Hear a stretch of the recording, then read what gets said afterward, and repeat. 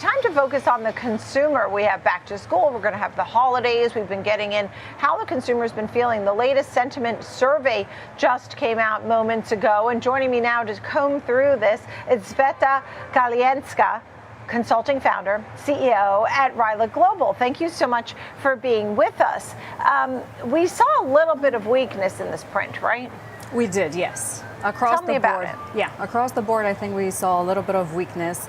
The survey itself monitors and interviews about 600 people nationally. I actually analyze what consumers say online. So I analyzed about 13 million data points from social media. And what I saw is actually the same weakness that we heard from the 600 respondents during the survey were mirroring in social media as well, with highlights around durable goods, which were probably the first top of mind. And then second one, I would say labor shortage. And then the third one would be around basically spending, discretionary spending, and personal finances.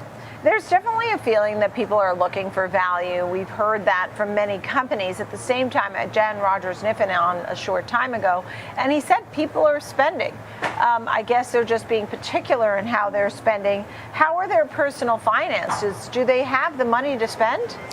Well, what I analyzed out of those 13 million discussions were that about 5 million consumers just in the last month of August 2025 mentioned that they are very concerned about personal finances. They're spending less, and that is primarily driven by what you just mentioned, value. So all consumers who talked about finances and spending highlighted that they were looking for value-driven purchases, and value in terms of the cost that they purchase it for. So multiple names popped up when it came to value from the retailer specifically, and that was more related to the personal spending and then smaller goods.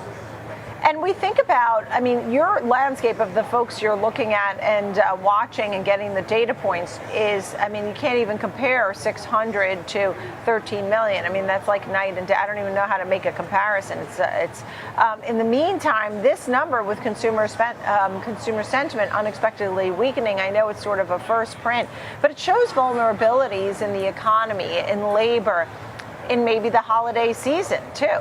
Oh, absolutely, yes. And I like to say that what social media data brings is it brings the context, right? So when I analyzed the consumer sentiment, the highlights were really around holiday and sales. So we do see that durable goods was top of mind when it came to the sentiment analysis, and again, the performance since last month. But when it came to discussions from consumers, they actually said that while they have the potential and ability to go and spend the money on durable goods and larger items, they're actually waiting right now for holiday sales as we're nearing that time frame.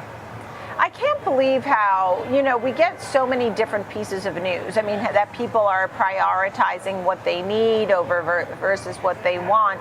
At the same time, they're racking up credit card debt like it's, you know, it's one thing if you're buying food, which is very costly, and you're putting on a credit card. That's a whole nother bracket, and the socioeconomic bracket on the lower end. I mean, that tells a very recessionary, sad story. But for the folks who just keep spending, you know, it's amazing, right? It shows the resiliency of this consumer. Yeah, and again, like from the analysis that I did, what was interesting on that point was actually that a lot of the discussions came from recent graduates. That goes back to the point that I made earlier about the job market and the joblessness situation that we're seeing right now. So with the summer months, August included, we do see that graduates are discussing online at a higher rate. 1 in 5 graduates go and discuss the point that they are still looking for a job, that the market's really tough. And again, that is driven by basically less discretionary spending from their end and racking up those credit cards. And I think about where people spend. I mean, we talk about retail, we talk about hospitality and leisure. Maybe it's hotels, maybe it's travel, you mentioned durable goods, buying a new car. I mean, there's so many different areas where people are spending. Casinos. I know you're not going to be able to name some names, maybe, but what kind of trends are you seeing where, you know, food and beverage, fast food restaurants? Where are people maybe more spending, less spending? What kind of trends are you seeing? I see, again, value-driven, very much focused on actually heritage and personal emotional connection of the consumer to the brand or to the retailer or to the restaurant. So that is one trend that I see. I do have to point out, again, that it's very important for these brands to continue talking to their audience and really connecting directly with the audience in order to win their trust and to continuously be able to provide them high service, because service was a second point that consumers made online about why they're picking one brand over the other. Yeah, and I saw, at least in one report, folks were going to some private label. I mean, there's no doubt people are brand loyal, but sometimes they go to private label. I think I was seeing, maybe it was, I don't know, it wasn't Whole Foods, it must have been Costco or something.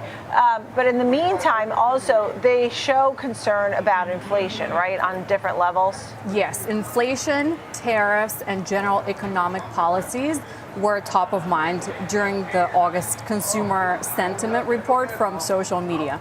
So tariff-driven primarily was the concern that basically consumers had shared online. And again, like the weakened labor market, which we've seen actually month over month during the last quarter, has been trending downward. And even just some of the basics, you have food, housing, gas here. Tell me about those. Yeah, housing was primarily driven by the younger demographic, so skewing younger. They mentioned that they're struggling significantly with obtaining any housing due to, again, job market and labor market, but also due to the high mortgage rates. Gas and food groceries were related to all of the age demographics that I analyzed. They went and basically complained online that they're struggling with just taking the price tag that they have to foot the bill at the end of the day at those places. How do you find this data? I mean, you know, I have to imagine, I mean, is it algorithms? Is it AI? Is it word search? You know, because these are the household discussions and concerns. How do you get so much data from 13 million people? We data mine multi-million conversations from social media and publicly available networks such as Facebook, Twitter, Reddit, among others.